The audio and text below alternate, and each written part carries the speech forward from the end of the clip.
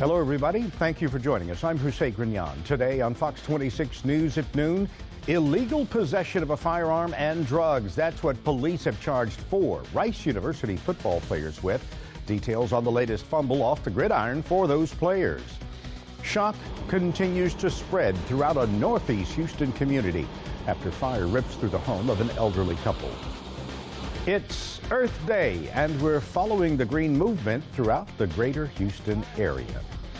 But topping our news at noon, 4 Rice University football players are now free on bond after being arrested this week by campus police. Defensive end Cody Bauer and offensive lineman Cade Shaw were arrested Saturday and charged with felony firearms possession in a prohibited place, their on-campus apartment. 2 days later, cornerbacks Kevin Gaddis and Philip Gaines were arrested and charged with possession of marijuana. Rice's athletic director, Rick Greenspan, says he is investigating the incidents. And it is now illegal to have synthetic marijuana products. The statewide ban went into effect today. The ban has been several months in the making. People caught selling, manufacturing, or in possession of K2 and other synthetic marijuana products will now face fines and possible jail time. The substances often found in K2 or spice have psychoactive effects on their users. We are still waiting to learn if any charges will be filed in connection with an accidental shooting at a northeast Houston elementary school. Police say a kindergartner who took a gun to school earlier this week got it from a family friend. The gun went off Tuesday during lunch at Betsy Ross Elementary. HPD investigators say a 6-year-old accidentally pulled the trigger before dropping the gun while showing it off to friends. He and 2 other students were hurt. So far, no one has been charged. It's Good Friday, and it's really wonderful for me as a pilgrim to be here and to be on the way of the cross where Jesus really was 2,000 years ago. In Jerusalem and around the rest of the world, Christians are commemorating the crucifixion, burial, and resurrection of Jesus by retracing his last steps. The procession will end at the Church of the Holy Sepulchre.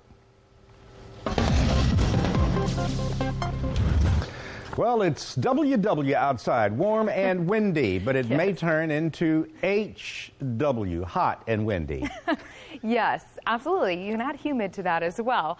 Here across the area, we are in the mid-80s in southeast Texas. You can see we've got moisture in place, so we are seeing some cloud cover out there, just not getting it wrung out in the precipitation form, unfortunately. Fox 5 Storm Seeker is dry in our area.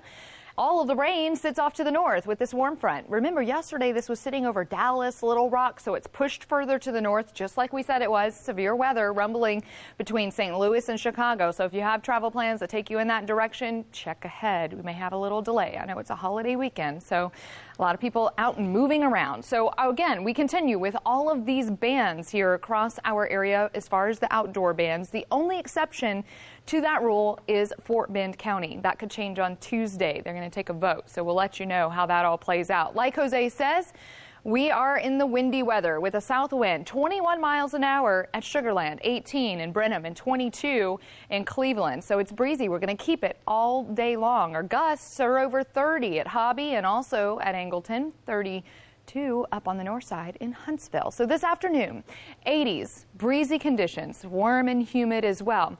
We do have some changes coming up to the forecast. We're going to talk about a string of 90s. It does stay rather hot. We're also looking at early week rain chances. Some of the computer models are changing just a little bit, and this would work in our favor. We also have the chance, if all of this materializes, to see some cooler and drier air on the way. So we'll detail it. It's coming up. Engine 19 found one victim about 15 feet into the living room. They brought her out. Another company went in, found the second victim back in the back bedroom, brought him out. That's how firefighters found an elderly couple inside their burning home early this morning. When fire crews arrived, flames and heavy smoke coming from the house on Love Street in northeast Houston. The couple was taken to the hospital. Neighbors think the couple's Ford F-150 pickup truck may have caught fire, and the flames spread to the rest of the home. A teenager is in police custody after leading DPS officers on an early morning chase. Around 4 o'clock this morning, a state trooper attempted to pull over a speeding Honda SUV on Highway 6. The driver didn't stop and led the trooper on a 30-minute chase. They reached speeds of 100 miles per hour. That chase ended in Bel Air when the 15-year-old driver finally gave up. Police say the driver had taken his grandmother's car without her permission. Houston police are trying to determine if a man was intoxicated when he crashed his truck into Bray's Bayou in southwest Houston. Officers say the man was driving on the West Loop feeder road near Braeswood around midnight when he crashed through a crosswalk and careened into the water. Rescue crews had to pull him from the wrecked pickup truck.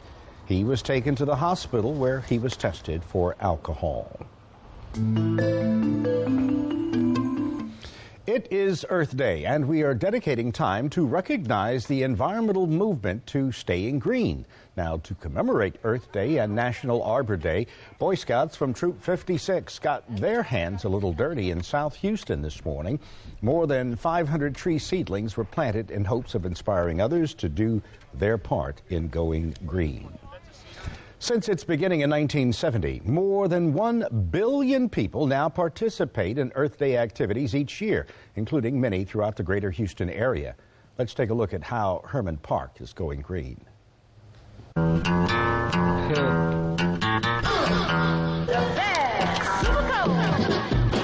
This component here is the compactor itself. Once the trash reaches this level, it will compact it down and keep compressing.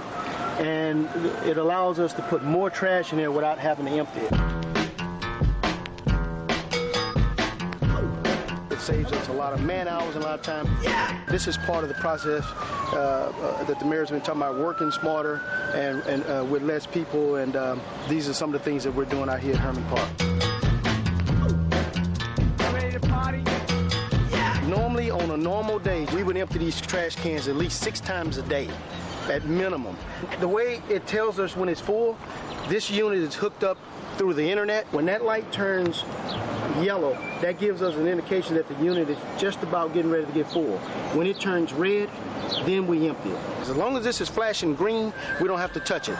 So we go from emptying the trash cans here at Herman Park from 6 times a day to actually coming through here and emptying it once a week.